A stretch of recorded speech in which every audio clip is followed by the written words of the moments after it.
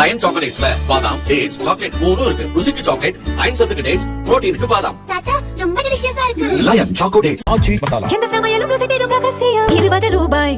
Cooker விசில மறந்து உணவு வீணாகி போச்சா? இனி அந்த கவலையே வேண்டாம். வழங்குகிறோம் உலகின் முதல் விசில் கவுண்டர் குக்கர், புதிய அல்ட்ரா குரோனோ. அல்ட்ரா என்றால் ஆரோக்கியம்.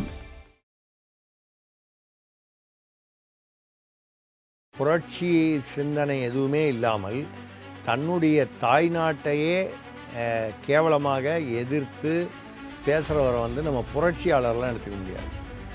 நம்ம அது என்ன சொல்கிறது, நட்டுக்கண்ட கேஸுன்னு தான் சொல்லணும், மென்டல்னு தான் சொல்லணும்.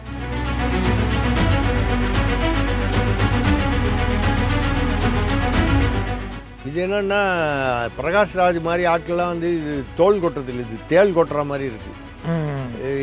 அந்த மாதிரி யார் பேசுகிறான்னா இது அழுக்கு தேசம்னு பேசுகிறாரு பிரகாஷ்ராஜ். நம்ம பாரம்பரியமே இங்கே தங்கம்லாம் இருக்குது, கொட்டி கிடக்குதுன்னாங்க. தங்கம்னு சொல்கிறது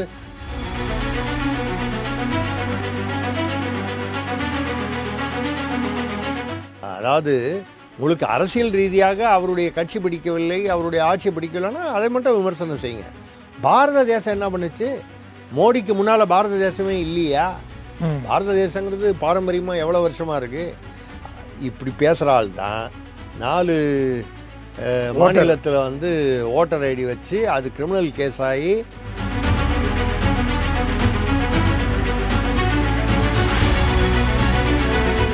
ஆஸ்பத்திரிக்கு போயிட்டு வந்துட்டு டைஃபாய்டு, அதனால் நான் ஜார்க்கண்ட் போகலன்னாரு. அவர் வீட்டில் டைஃபாய்டு அதனால தான் போகலன்னு சொன்னவர் வீட்டில் பார்த்தா மது பாட்டில் கேஸாக உள்ளே போகுது. மருந்தாக இருக்கும். ஆமாம், மருந்து அந்த கலரில் வருது போல இருக்கு.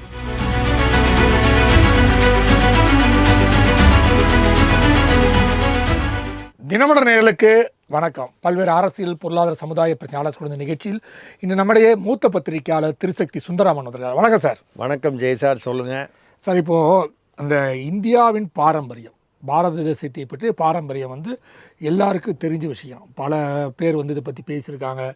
அக்பர் நாமாவில் அக்பர் போன்றவர்கள் பலரும் இந்த புராணங்களை, நிகழ்வுகளை பற்றி பேசியிருக்காங்க. ஆனால் நேற்று வந்த சில அர்பன் நக்சல்ஸ் அப்படின்னு சொல்லக்கூடிய சிலர் அதாவது பிரகாஷ்ராஜ் இந்தியாலாம் ஒரு அழுக்கடைந்த நாடு, இந்தியா ஒரு வரலாறு. என்ன பிரகாஷ்ராஜை கரப்பாம்பூச்சின்னு சொல்கிறீங்களா?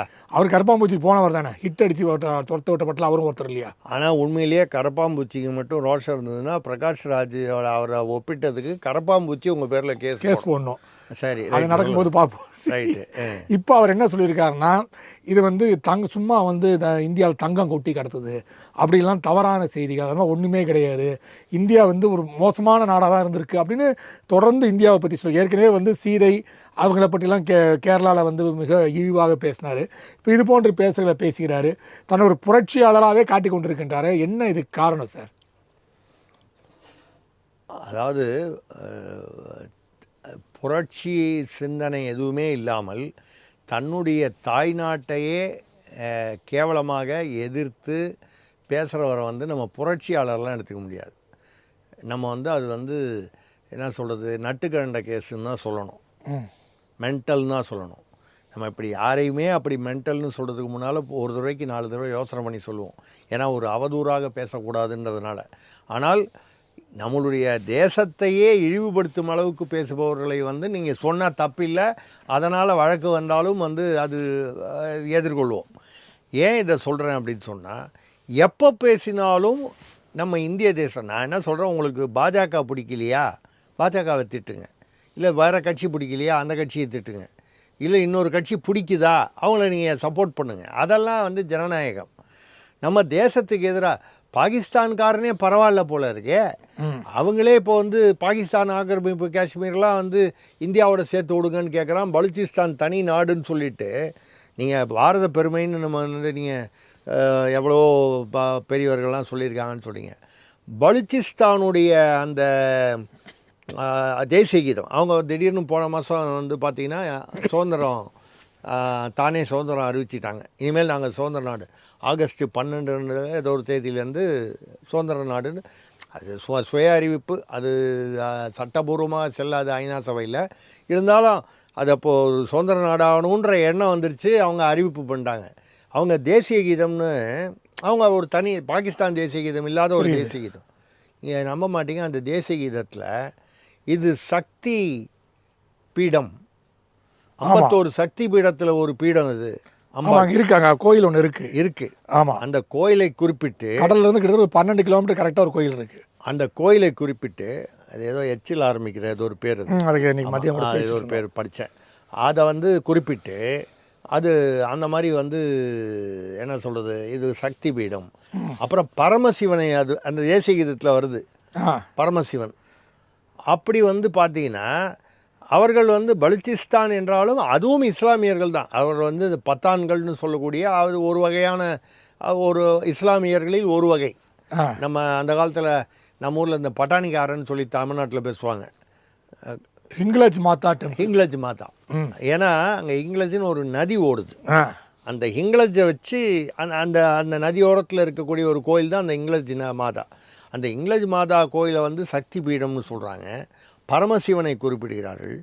ஆனால் அவர்கள் இஸ்லாமிய நாடு, நாட்டில் ஒரு தனி நாடாக வந்து அறிவிச்சுக்கிறாங்கன்னா கூட அதை பெருமையாக அந்த தேசிய கீதத்தில் குறிப்பிடுகிறார்கள். நாங்கள் ஹிங்லஜ் மாதாவின் குழந்தைகள்னு சொல்கிறாங்க. அடிப்படையில் இஸ்லாமியர்கள், பத்தானியர்கள். ஆமாம். அப்போ சொல்லும்போது பாரத தேசத்தின் எங்கேயோ பாகிஸ்தானில் ஒரு பகுதியாக இருக்கிறவங்கலாம் வந்து இஸ்லாமியன் அப்படின்னு சொல்லக்கூடிய ஒரு வேறு மதத்தினர் கூட பரமசிவனையும் பார்வதி தேவி இங்கிலீஷ் மாதான்னு சொல்லுது. அதுதான். ரெண்டாவது, இந்தியாவில் தான் வந்து பெரும்பாலான நதிகளுக்கு வந்து பெண்கள் பெயர் இருக்கும். ஏன்னா பெண்களுக்கு மரியாதை கொடுக்கணுங்கிறதுக்காக அந்த அந்த இது. இப்போ கூட ராகுல் காந்தி, பிரகாஷ்ராஜ்னா அது எங்கேருந்து, அதெல்லாம் ஒரே வர்க்கம் தானே. வர்க்கம்னா நான் சொல்கிறது அந்த அரசியல் ரீதியில். அவர் வந்து மனுஸ்மிருதி அப்படிங்கிறத பற்றி ஒரு பெரிய ஒரு மனுஸ்மிருதியை வந்து ஒழுங்காக படிச்சிருந்தா தெரியும். நம்பர் 1 வந்து மனுஸ்மிருதி 1775 ஒரு பிரிட்டிஷார் ஆராய்ச்சி பண்ண போது என்ன சொல்லிட்டாங்க, 2000 வருஷத்துக்கு முன்னால் எழுதினது. அது எழுதினதில் சில பகுதிகள் நடுவில் காணாமல் போய் நடுவில் யாரோ சிலதெல்லாம் இடைச்சர்கள் சேர்த்துருக்காங்க, சிலதை மாற்றிருக்காங்க. இது நடக்கக்கூடிய ஒரு விஷயம். இப்போ பல விஷயங்கள் வந்து யாரோ எழுதுனாங்கன்னு சொன்னால் இது அவரே ஜேம்ஸ் ஹாட்லி சேஸ்னு ஒருத்தர் இருந்தார். ஆமாம், எல்லாரும் சின்ன வயசில் நாங்களாம் படிச்சிருப்பீங்க, நானும் படிச்சிருப்பேன். அதுவே ஒரு பெரிய ஹேபிட்டாக போயிடும். ஆமாம். ஆனால் ஜேம்ஸ் ஹாட்லி செத்து போன அப்புறமும் அவர் பேரில் புக்காக வந்து யாரோ போட்டு டூப்ளிகேட்டா இந்த மாதிரி மொத்தமாகவே 30-40 புக்கு தான் இருக்காராம். ஆனால் இந்தியாவில் 70-80 புக் கிடைக்கிறான் அவர் பேரில். 100 புக் இருக்கு ஜேம்ஸ் ஹாட்லி சேஸ். ஆமாம். அது மாதிரி தான் அந்த பெரி மேசன், சிட்னி ஷில்டனுக்கு அதே மாதிரி இருக்கு. சிட்னி ஷில்டன், அப்புறம் பெரி மேசன், இந்த கதையெல்லாம் பார்த்தீங்கன்னா அவங்க எழுதாததெல்லாம் அவங்க பேரில் வந்துடும். ஆமாம், மார்க்கெட்டிங்காக. ஆமாம். மனுஸ்மிருதியில் வந்து அது மாதிரி இருக்குன்னாங்க. அதை கூட விடுங்க, மனுஸ்மிருதியில் சொல்கிற சில பகுதிகள் வந்து பெண்களை வந்து தெய்வமாக மதிக்கணும், சக்தியாக மதிக்கணும், அந்த பெண்களுக்கு வந்து சமுதாயத்தில் உரிய இடம் கொடுக்கணும், ஒரு குடும்பத்தில் வந்து பெண்ணுடைய ஆலோசனை என்பது ரொம்ப முக்கியம், பல பகுதிகள் இருக்குது. ஆமாம். அதெல்லாம் விட்டுட்டு எதையை பிடிச்சிட்டு மோடி அரசு வந்து மனுஸ்மிருதியை தான் வந்து கொண்டாடுது. சட்ட அமைப்பு அம்பேத்கர் தலைமையிலான அவர் எழுதின அந்த குழு வடிவமைத்த சட்ட அமைப்பை விட்டுட்டு மனுஸ்மிருதின்னு. என்னைக்கு நான் என்ன சொல்கிறேன், எவ்வளோ விஷயத்தில் வந்து திருக்குறள்லேயே இருக்குது, சூதுன்னு இருக்குது, வாய்மைன்னு இருக்குது. முக்கியமாக கவனிக்க வேண்டியது, திராவிடத்தில் கவனிக்க வேண்டியவங்களாம் கவனிக்க வேண்டியது பார்த்திங்கன்னா பிறன்மனை விழையாமைன்னு ஒன்று இருக்குது. இந்த மாதிரி கல் உண்ணாமைன்னு இருக்குது. காலத்துக்கு ஏற்ற மாதிரி இன்றைக்கி கல் உண்ணாமைன்னு திருவள்ளுவர் சொன்னாரேன்னு சொல்லிட்டு குடிக்காமையாக இருக்காங்க. அந்த மாதிரி பல விஷயங்கள். அவர் சொன்னது வந்து மனுஸ்மிருதி மைண்ட் செட் அப்படின்ற வார்த்தை யூஸ் பண்ணியிருக்காரு. அதான் மைண்ட் செட்டுன்னு. மனுஸ்மிருதியில் வந்து பெண்களை வந்து ஏதோ அவமானப்படுத்தின மாதிரி சொல்கிறாங்க. இல்லை, மனுஸ்மிருதியுடைய நானும் வந்து நிறையா படித்தேன். சில இடங்கள் அந்த கால சூழ்நிலைக்கு என்ன இருந்ததோ அந்த மாதிரி இருந்தது. அந்த காலத்தில் கூட பார்த்தீங்கன்னா ஆண்கள் முன்னால் கிராமத்தில் நடந்து போனால் கூட பெண்கள் வந்து 10 அடி பின்னால் தான் நடந்து போவாங்க. நம்ம சீர்திருத்த தந்தைன்னு சொல்கிற பெரியார் கூட ஈவே ராமசாமி நாயகர் கூட அவர் முன்னால் செருப்பு போட்டு நடந்து போகிறாரு, பின்னால் அவங்க மனைவி வந்து செருப்பு இல்லாமல் நடந்து போகிறதெல்லாம் புகைப்படங்கள்லாம் வந்திருக்கு. படக்காட்சியே வந்திருக்கு. ஜிடி நாயுடு கூட திருமணம் செய்து வைத்த இந்த காட்சிகளே பார்த்துருக்கோம் நம்ம. அதுதான். அப்போ வந்து நம்ம அது சரி, பாரதியார் மட்டும்தான் அது சமகாலத்தில் தன் மனைவியை கூடயே கூட்டு போன ஒரே நபர் பாரதியார் தான். அது வந்து அந்த பெண்களுக்கு உரிய மதிப்பு கொடுத்தாருன்னா மகாகவி பாரதியார் அவர்கள் தான். அதாவது சக்தி இல்லையே சிவம் இல்லைங்கிற அந்த ஒரு தத்துவத்தை வந்து தன்னுடைய பாடல்களில் கொண்டு வந்தவர் தான். சக்திக்காகவே ஒரு தனி எபிசோடுங்கிற மாதிரி அவ்வளவு பாடல்கள் எழுதியிருக்காரு. இல்லை, நான் அது பாரதியார்னு சொல்லும்போது எங்கள் பாரத தேசம் என்று தோள் கொட்டுவோம் அப்படின்னு எழுதினார். இது என்னென்னா பிரகாஷ்ராஜ் மாதிரி ஆட்கள்லாம் வந்து இது தோல் கொட்டுறதில்லை, இது தேள் கொட்டுற மாதிரி இருக்குது. அந்த மாதிரி யார் பேசுகிறான்னா இது வந்து அழுக்கு தேசம்னு பேசுகிறாரு பிரகாஷ்ராஜ். நம்ம பாரம்பரியமே இங்கே வந்து தங்கம்லாம் இருக்குது, கொட்டி கிடக்குதுன்னாங்க. தங்கம்னு சொல்கிறது மெட்டீரியலாக வந்து உலோக தங்கத்தை சொல்ல, தங்கம் மாதிரி பொக்கிஷங்கள் இங்கே கொட்டி கிடக்கு. தத்துவங்கள் உலகத்திலேயே அறுவை சிகிச்சையை முதல்ல கண்டுபிடிச்சது 6ஆம் நூற்றாண்டில் ஒரு சுஷ்ருதர் என்ற ஒரு இந்தியர் தான். அவர் லண்டனில் வந்து பெரிய சிலையில் வச்சு ஆராதிக்கிறாங்க. ஆமாம் ஆமாம். அவர் வந்து மூளையில் ஆப்ரேஷன் பண்ணுறதுக்கு எப்படிங்கிறது மட்டும் இல்லாமல் அதுக்கான கருவிகளையும் அவரே வந்து எக்யூப்மெண்ட்டையும் கண்டுபிடிச்சி, அதெல்லாம் யார் நீங்கள் சொல்கிற மாதிரி ஐரோப்பாலேயும் அமெரிக்காலேயும் அதை சேவ் பண்ணி அவரை மரியாதையாக இவர் தான் சுஷ்ருதாங்கிறான். இன்னி வரைக்கும் இன்றைக்கி உள்ள மெடிக்கல் டெவலப்மெண்ட்டில் அமெரிக்காலேயும் சரி எந்த நாட்டிலையும் சரி மூளையை திறந்து ஆப்ரேஷன் பண்ணுறது இது இன்றைக்கி கிடையாது, இன்றைக்கி வரைக்கும் கிடையாது. மூளைக்கு அந்த சைடில் தான் ஆப்ரேஷன்கள்லாம் நடக்குமே தவிர மூளையை ஓப்பன் பண்ணி ஆப்ரேஷன் அறுவை சிகிச்சை இன்னும் வரவில்லை. ஆனால் சுஷ்ருதர் 6ஆம் நூற்றாண்டுலேயே என்னமோ கிபி 6ஆம் நூற்றாண்டில் மூளையை திறந்து ஆப்ரேஷன் பண்ணாருன்றதுக்கான ஆதாரங்களாக இருக்குது. இப்போ நம்ம பல விஷயங்கள் கொட்டி கிடக்குதுன்னா தத்துவம், விஞ்ஞானம், சமூக நீதி எல்லாமே இருக்குது. அதெல்லாம் விட்டுட்டு குறைகள் இருந்தால் சொல்லலாம், விமர்சனம் பண்ணக்கூடாதுன்னு நம்ம சொல்லலை. ஆனால் யார் விமர்சனம் கொச்சையாக வந்து ஒரு பாரத தாயை, பாரத நாடை வந்து விமர்சனம் செய்வதுதான் நமக்கு சங்கடமாக இருக்கக்கூடிய விஷயமா பார்க்கப்படுது. அதுதான் இப்போ முன்னால் இந்த நம்ம சல்மான் குர்ஷிது, மணிசங்கர் ஐயர்லாம் போய் பாகிஸ்தானில் போய் 2014 ஆட்சிக்கு மோடிஜி வந்ததுக்கு பிறகு 15 என்னமோ போய் எப்படி 16 எப்படியாவது மோடி ஆட்சியை அதை வந்து அகற்றி விடுங்கள், எப்படியாவது அப்படின்னு வேற ஒரு அர்த்தத்தில் வந்து போய் கேட்டதெல்லாம் அப்போது ஒரு பெரிய சர்ச்சையாச்சு. அப்போது இவரும் அதே ரகம் தானே. கரெக்டு. அதாவது உங்களுக்கு அரசியல் ரீதியாக அவருடைய கட்சி பிடிக்கவில்லை, அவருடைய ஆட்சி பிடிக்கலைன்னா அதை மட்டும் விமர்சனம் செய்யுங்க. பாரத தேசம் என்ன பண்ணுச்சு? மோடிக்கு முன்னால் பாரத தேசமே இல்லையா? பாரத தேசங்கிறது பாரம்பரியமாக எவ்வளோ வருஷமாக இருக்குது.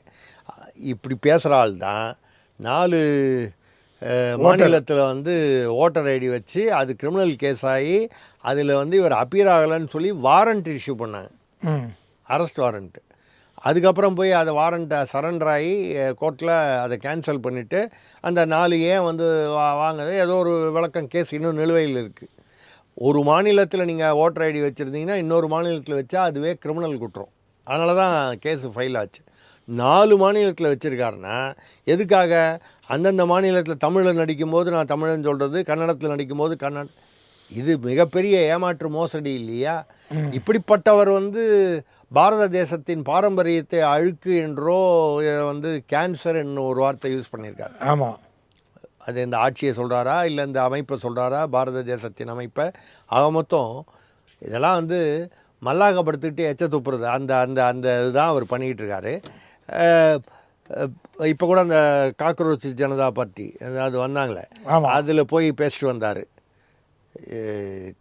கரப்பாம்பூச்சி எங்கே இருக்குங்கிறது நமக்கு தெரியும். பொதுவாக சொல்கிறோம், நம்ம இளைஞர்களை வந்து நியாயமான இளைஞர்கள், தேசப்பற்றுள்ள இளைஞர்கள், சமுதாயத்தின் மேல் அக்கறை உண்டு விமர்சனம் செய்யும் இளைஞர்களை பற்றி நம்ம வந்து விமர்சனம் பண்ணல. நம்ம வந்து தேசத்துக்கு எதிராக செயல்படக்கூடிய அந்த மாதிரி கரப்பாம்பூச்சிகளை தான் நம்ம வந்து குறை சொல்கிறோம். அவங்களுக்கு பேர் நீங்கள் கரப்பாம்பூச்சின்னு சொல்லுங்கள், கம்பளி பூச்சின்னு சொல்லுங்கள், என்ன வேணாலும் சொல்லுங்கள். இவர் அங்கே போய் நின்று பேசுகிறாரு. அவங்களே இப்போ என்ன பண்ணாங்க, ஜார்க்கண்டில் அதே நடக்குது, இதே பிரச்சனை. ஜார்க்கண்டில் வந்து பேப்பர் லீக்குன்னு சொல்லி சிபு சோரன், ராகுல் காந்தியுடைய கூட்டணி ஆட்சியாங்க, அவங்களுடைய உருவ பொம்மையெல்லாம் எரிச்சிருக்காங்க, பெரிய கலாட்டா நடந்திருக்கு, நிறைய பேர் கைதாகிருக்காங்க. இந்த காக்ரோச் ஜனதா பார்ட்டி திப்கேவும் சௌரவ் தாஸும் வாயே தரக்கில் ஒருத்தர் டைஃபாய்டுன்னு ஆஸ்பத்திரியில் படுத்துக்கிறேன்னு சும்மா படுத்துக்கிட்டாரு.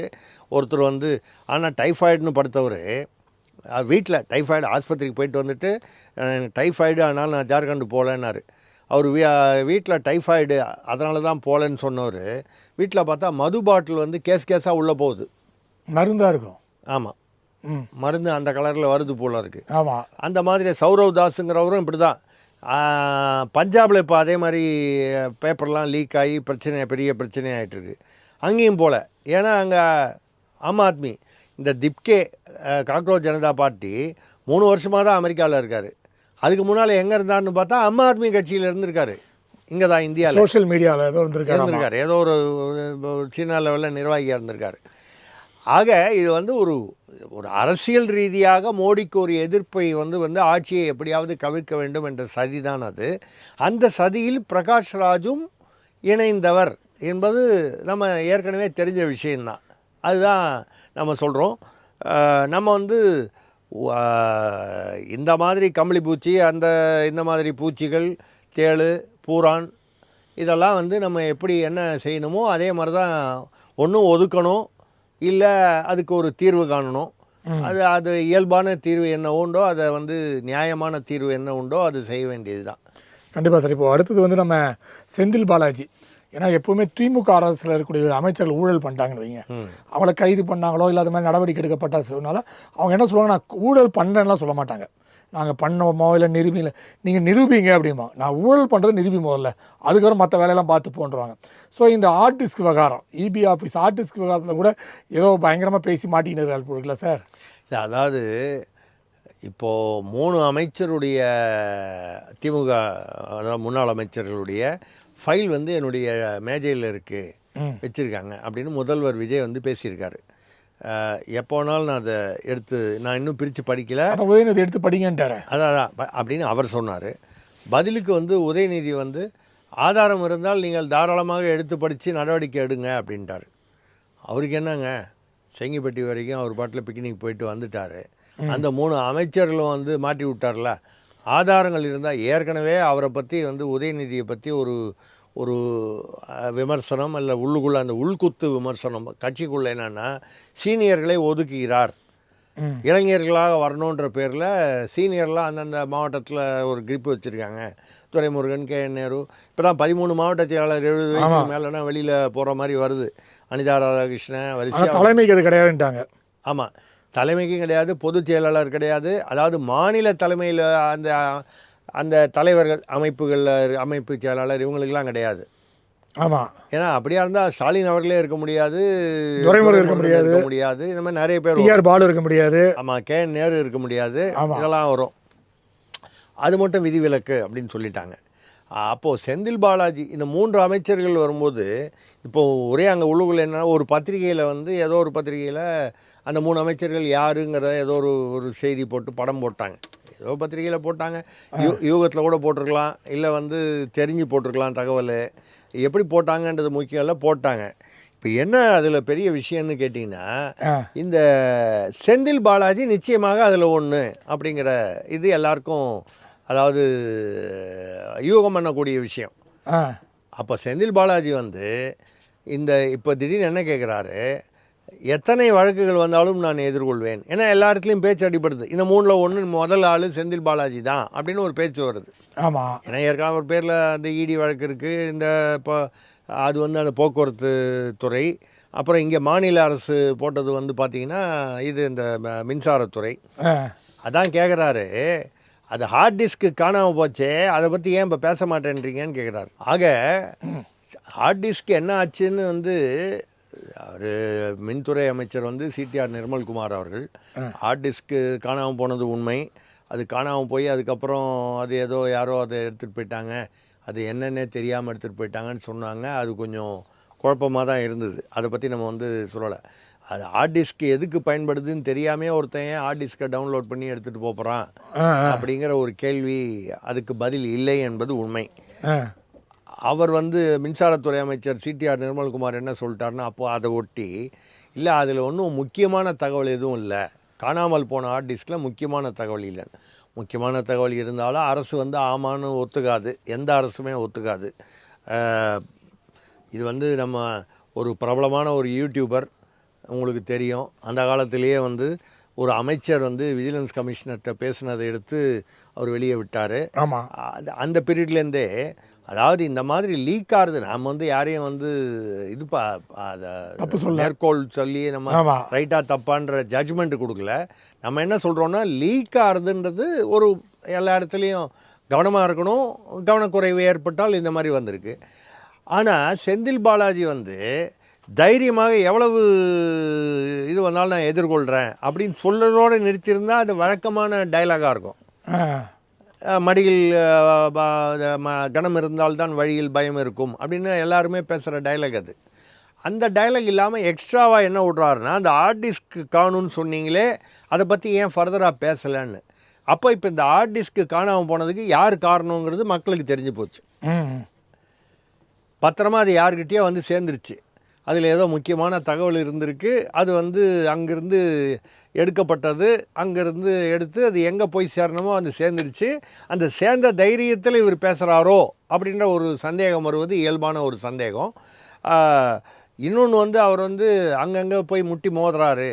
தலைமையுடன் திமுக தலைமை குடும்பத்துடன் அவர் இப்பொழுது சமீப காலத்தில் தொடர்பிலேயே இல்லைங்கிற தொடர்பில் இப்படிதான் அன்பில் பொழியாமொழி சொன்னாங்க. அன்பில் மகேஷ் சொன்னாங்க. பட் அவர் முந்தானது சொல்லிட்டாரு, இது மாதிரி பொய் சொல்லுவாங்க, நாங்கள் பாருங்க ஒன்றா தான் இருக்கோன்றாரு அவர். அது வழக்கமாக அப்படி தாங்க எல்லாருமே வந்து அவங்க அந்த அம்மா இப்போது தாவேக்கால கூட, நான் பொதுவாக எல்லா கட்சிக்கும் பொதுவாக சொல்கிறேன், தாவேக்கால அந்த அம்மா அமைச்சர் கீர்த்தனா தொழில்துறை, அவங்க ஜெகதீஸ்வரி முதல் செட்டில் இவங்க அமைச்சரானாங்க. விருதுநகரில் வந்து ஒரு கூட்டம் போட்டாங்க அமைச்சருங்கிற முறையில், தொழில் அமைச்சருங்கிற முறையில் கீர்த்தனா அவர்கள். அப்போ அதிகாரிகள் லோக்கல் எம்எல்ஏலாம் கூப்பிட்ட போது லோக்கல் அந்த மாவட்டத்து எம்எல்ஏவான ஜெகதீஸ்வரியும் கார்த்திகார் ஒருத்தர், அப்புறம் திமுக எம்எல்ஏக்கள் வரலன்னா அதாவது புரிஞ்சுக்க முடியுது. 3 எம்எல்ஏக்கள், தங்கம் தென்னரசு, கடற்கரை ராஜு, இன்னும் யாரோ ஒருத்தர், 3 பேர். இவங்க வரலன்னா அவங்க வரமாட்டாங்க எதிர்கட்சின்னு. அதே கட்சியில் இருந்துட்டு இவங்க போல. அதுக்கப்புறம் ஜெகதீஸ்வரி அமைச்சர் ஆகிட்டாங்க. அடுத்தது அந்த பெண்கள் சமூக நலத்துறை. ஆமாம். அது ஆனதுக்கப்புறம் இவங்க 2 பேருக்குள்ள கொலை சண்டை வந்துச்சு. ஆமாம். யார் பேரை மேலே போடணும், யார் பேரை போஸ்டரை வந்து கிழிச்சது, போனது வந்து இவங்க போஸ்டர் அவங்க ஆட்கள் கிழிக்கிறது, இந்த மாதிரி. அந்த மாவட்ட செயலாளர் வந்து ஏதோ ஒரு பக்கம் ஒரு சைடு, அப்போ ஆப்போசிட் சைடு போஸ்டரை கிழிக்கிறது, இதெல்லாம் நடந்தது. ஆனால் வந்து மேலிடத்துலேருந்து கூப்பிட்டு விஜய் அவர்களோ இல்லை வேறு யாராவது மேலிடத்தில் புஷி ஆனந்த் அவர்களோ கூப்பிட்டு எச்சரித்த உடனே டக்குன்னு 2 பேரும் ஒரே இடத்துல நின்றுட்டு ஒரு ஃபோட்டோ எடுத்துக்கிட்டு, நாங்கள் சகோதரிகள், நாங்கள் தோழிகள், எங்களுக்குள் நட்பு இருக்கிறது. இது வந்து ஒரு செயற்கையாக வந்து அரசியலுக்காக வேறு வழி இல்லாமல் சொல்லுது. அதே மாதிரி தான் அன்பில் மகேஷ் மேட்ரும். அன்பில் மகேஷ் வந்து அவர் பனையூரில் பக்கத்து வீட்டு ரெட்டிகார் வீட்டை போய் கேட்டு என்னை மட்டும் காப்பாற்றிருங்க, இந்த பிடி அரசகுமார் வரைக்கும் கைது பண்ணிட்டீங்க, அதோடு முடிச்சுங்க, அவர் லெவல்லையே க்ளோஸ் பண்ணிவிடுங்க மேட்ரு. அவர் தான் ஒத்துக்கிட்டார்ல வாங்கினது பண்ணணுன்னு. வாங்கினது வரைக்கும் அவரோட முடிச்சிருங்க. வாங்கினதை எங்கே கொடுத்தாருங்கிறத ஃபர்தராக போகாதீங்க, அது எங்கிட்ட வரும், என்ன தாண்டி எங்கே போகும்னு தெரியாது அப்படின்னு சொல்லி பேசுனதாக பல பத்திரிகை தகவல்கள், பல வலைதள தகவல்களாக வந்தது. அந்த மாதிரி வரும்பொழுது இந்த அன்பில் மகேஷ் வந்து இல்லை நாங்கள் ஒன்றா தான் இருக்கோம்னு சொல்கிறதெல்லாம் வந்து இந்த வெளிப்படையாக வந்து உள்கட்சி விவகாரங்கள் வெளியில் தெரிவதை தெரிஞ்சு போச்சு, அதை மறைப்பதற்காக உள்ளது தான். கண்டிப்பாக சார். இப்போ அடுத்தது பார்த்தீங்கன்னா நேற்று 3 110கள். அதில் இன்னொரு விஷயம் பார்த்தீங்கன்னா விமான நிலையம், அதுதான் வந்து பரந்தூர் விமான நிலையம் நிறுத்தி வைக்கப்பட்டது அப்படின்னு சொன்னவங்க பல்வேறு பேரும் சொன்னாங்க. சார் இது வந்து கோடு எஃப் அப்படின்ற இடத்துல தான் நம்ம வந்து அந்த 5000 ஏக்கருக்கு மேலே வந்து கோடு எஃப்ன்னு இருக்கும். அந்த கோடு எஃப்பில் தான் A380, அதாவது 800 பேர் கொண்ட விமானிகள் பேசஞ்சர்ஸ் வந்து வரக்கூடிய விமான நிலையங்கள்லாம் அதுதான் உண்டு. ஏன்னா வந்து அந்த கோடு எஃப்ங்கிறது தான் பெரிய விங், ஸ்விங் விங் பெருசாக இருக்கும். நம்ம இங்கே இருக்கிறது வந்து கோட் டி, இது ஸ்விங் வந்து கம்மி. அதனால் போயிங்கோ இல்லைனா A380 போன்ற பெரிய விமானங்கள் வர முடியாது. அப்படி வந்தால் தான் உங்களுக்கு 800 900 அது மாதிரி பேசஞ்சர்ஸ் வர முடியும். ஸோ இங்கே சின்ன இடமா இருக்கலாம் வர முடியாது. பரந்தூர் தான் நல்ல நிலையாக இருக்குது. ஸோ அது ஓகே பண்ணுங்கள். திருப்பி அடுத்த ஒரு இடத்த தேடி முடிக்கிறதுக்கு 10 வருடம் ஆகும். சட்ட சிக்கல், அதுக்கப்புறம் சட்டப்பூர்வமாக அனுமதி பெறுறது, ஒரு மத்திய அரசு அனுமதி தரதோ 10 வருஷம் ஆகி போயிடும். ஸோ அடுத்த 10 வருஷத்துக்கு தமிழ்நாட்டுக்கோ இந்தியா சென்னைக்கோ இன்னொரு விமான நிலையம் கிடைக்காமல் போயிடுன்னு சொல்கிறாங்க. எப்படி சார் பார்க்குறீங்க? இல்லை 2 விதமான விஷயங்கள் இருக்குது. ஒன்று நடுநிலையாக நம்ம வந்து சென்னைக்கு தமிழ்நாட்டிற்கு என்ன தேவை அப்படின்னு பார்க்கும்போது கட்டாயமாக மீனம்பாக்கம் விமான நிலையம் வந்து தேவையான இதுக்கப்புறம் விரிவாக்கம் பண்ணுற அளவுக்கு அங்கே இடமும் இல்லை, அதுக்கான வாய்ப்புகளும் இல்லை. இப்போ ஹைதராபாத்து, பெங்களூரு இந்த மாதிரி டெல்லி, மும்பை பெரிய நகரங்களில், ஏன் ஹைதராபாத்து பெங்களூருன்னு குறிப்பிட்டு சொல்கிறோன்னா தென்னாட்டில் இருக்கக்கூடியது. ஆமாம், அவங்களாம் என்ன பண்ணாங்க, ஏற்கனவே இருந்த விமான நிலையத்தை விட்டுட்டு ஒரு மாநகரத்திலிருந்து தலைநகரத்திலிருந்து ஒரு 45 ஹைதராபாத்தில் பார்த்தீங்கன்னாலும் 40-50 கிலோமீட்ரு, பெங்களூர்லேயும் 40 கிலோமீட்டருக்கு மேலே நீங்கள் அங்கேருந்து அங்கே போய் சிட்டிக்கு போகிறதுக்கே 1 ஹவருக்கு மேலே ஆகும், டிராஃபிக்கு நார்மலாக இருந்தால் 1.25 மணி நேரம் ஆகும். அந்த மாதிரி அதுக்கான கட்டமைப்புகளும் ஏற்படுத்துகிறாங்க. இப்போ ஹைதராபாத்தில் அதுக்கு பேர் ஓஆர்ஆர்னு என்னமோ ஒரு அவுட்டர் ரிங் ரோடு அந்த மாதிரிலாம் போட்டாங்க. ஸோ இது ஒரு பெரிய கட்டமைப்பு. பரந்தூரில் போட்டாலும் அதே மாதிரி கட்டமைப்பு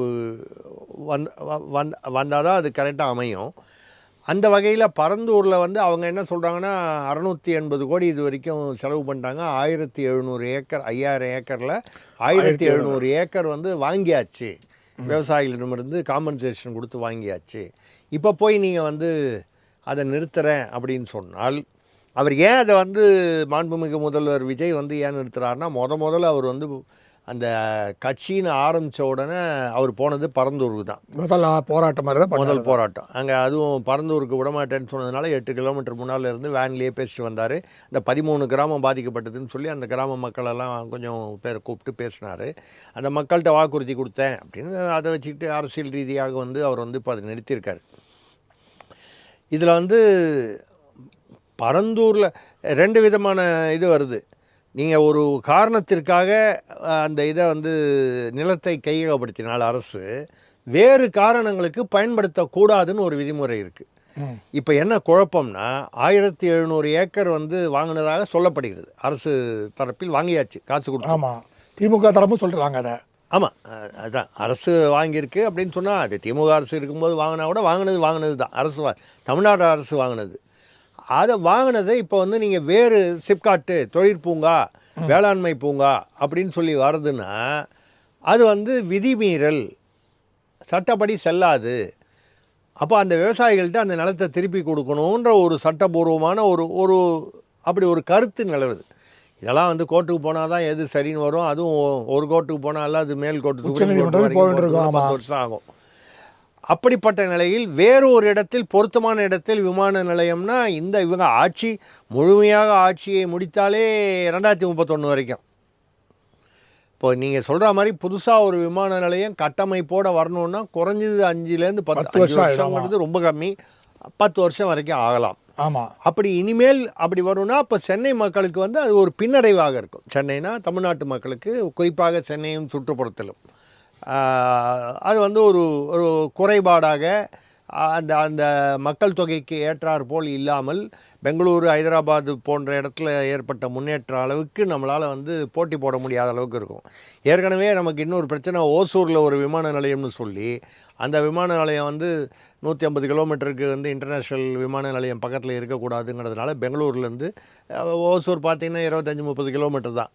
அதனால் ஓசூரில் வந்து விமான நிலையம் வர முடியாமல் போயிடுச்சு. ஓசூர் சென்னைக்கும் ஓசூருக்கும் சம்மந்தம் இல்லை, இருந்தால் கூட தமிழ்நாட்டுக்குன்னு பார்க்கும்போது ஓசூரும் அடிபட்டு போச்சு, இப்போ பரந்தூரும் அடிபட்டு போகுதுன்னா மிகப்பெரிய பின்னடைவு. இது ஒரு பக்கம் இருக்குது. விஜய் வந்து முதலாக அரசியல் ரீதியாக சென்டிமெண்டலாக பரந்தூரில் வாக்குறுதி கொடுத்தேன் அப்படின்னு அவருடைய அந்த பிடிவாதத்துக்காக நம்ம வந்து அவருடைய அந்த அரசியல் ரீதியான அந்த பிடிவாதத்துக்காக அது பண்ணிட்டாரு. இதனால் தமிழ்நாட்டு மக்களுக்கு நஷ்டம், தமிழக அரசுக்கு நஷ்டம் அப்படிங்கிறது ஒரு பார்வை. அந்த பார்வையில் நியாயம் இருப்பதாக நமக்கு படுகிறது. இன்னொன்று, இதே சமயத்தில் இந்த பக்கம் அரசியல் ரீதியாக பார்க்க போனீங்கன்னா, இப்போது சில பேர் திமுகவில் முக்கியமானவர்கள் மாட்டிக்கொண்டார்கள். பரந்தூரில் தான் விமான நிலையம் வருது, எல்லா வித அப்ரூவலும் வந்துருச்சு. ஏர்போர்ட் அத்தாரிட்டி ஆஃப் இந்தியாலாம் அந்த இனிஷியல் அப்ரூவல்லாம் கொடுத்துட்டாங்க. அதுக்கப்புறம் தானே அப்படின்னு சொல்லி யாரோ ஒரு முக்கியமான ஒரு குடும்பத்து மாப்பிள்ளைன்னு வச்சுங்களேன், இது எல்லாருமே ஏதோ ஒரு குடும்பத்தில் மாப்பிள்ளையாக இருப்பாங்க. அவர் ஒரு மாப்பிள்ளை, அவர் ஒரு 2000 ஏக்கரும், அப்புறம் யாரோ ஒரு கிரிவலம் தொடர்பான ஒரு முன்னாள் மாண்பு ஒருத்தர், அவர் வந்து ஒரு 1500 ஏக்கரும் அங்கே வாங்கி போட்டாங்களாம். எப்படியும் ஒரு 5700 ஏக்கரும் என்னமோ தேவையாம்.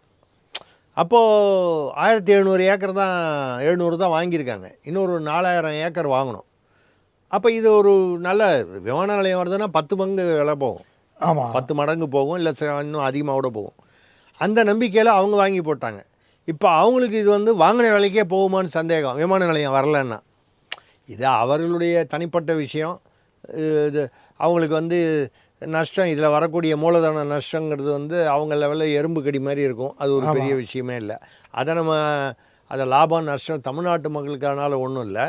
ஆனால் இதை ஒரு கால் காரணமாக வைத்துக்கொண்டு விஜய் அவர்கள் இந்த முடிவு எடுத்திருந்தார்னா கூட அது கூட என்னை பொறுத்தவரை வந்து தவறு தான். தவறு என்று சொல்வது யாரையோ தண்டிக்க வேண்டும் என்பதற்காக தமிழ்நாட்டு மக்களுக்கு அந்த தண்டனை வந்து விடக்கூடாது. இல்லை நீங்கள் அரசுக்கிட்டேருந்து வாங்கும்போது இன்னாருடைய பினாமி நிலங்கள் என்று தெரிந்தால் அதை வாங்காமல் விட்டு விடலாம். அந்த மாதிரி ஏதாவது ஒன்று பண்ணணுமே தவிர, இப்போ பரந்தூரில் எடுத்த முடிவு சரி என்று நம்மால் ஏற்றுக்கொள்ள முடியவில்லை. ஏனென்றால் இதுக்கு சப்ஸ்டியூட் வர்றதுக்கு 10 வருஷத்துக்கு மேலே ஆகப்போகுது. அதில் பாதிக்கப்படுவது அந்த 2 பேரோ 4 பேரோ ஒரு திமுகவை சேர்ந்தவர்கள்னு சொல்லப்படுகிறார்கள். அவங்களுக்கு நஷ்டமா லாபமா அதெல்லாம் தூக்கிடுங்க. தமிழ்நாட்டு மக்களுக்கு என்ன ஆகும்? பாதிப்பா பின்னடைவான? நிச்சயமாக பின்னடைவு. இதை மறுபரிசீலனை செய்ய வேண்டும். ஒரு கால் அதில் ஏதாவது வேறு காரணங்கள் இருந்து ரன்வே இந்த இடத்துல போனால் வந்து பாதிக்கப்படுதுன்னா கொஞ்சம் அதை மாற்றி அமைத்து கொள்ளலாம். அதே பரந்தூரிலேயே ஏதாவது ஃபைன் டியூன் பண்ணுறது செய்யலாம், அது தவறில்லை. எனக்கு தெரிஞ்சு அந்த 13 கிராமத்தில் பாக்கி 12 கிராமமும் ஏற்றுக்கிட்டாங்க. ஒரே ஒரு கிராமம்தான் வந்து இன்னும் ஏற்றுக்காமல் இருக்குது இந்த விமான நிலையத்துக்காக நிலம் விற்பதற்கு.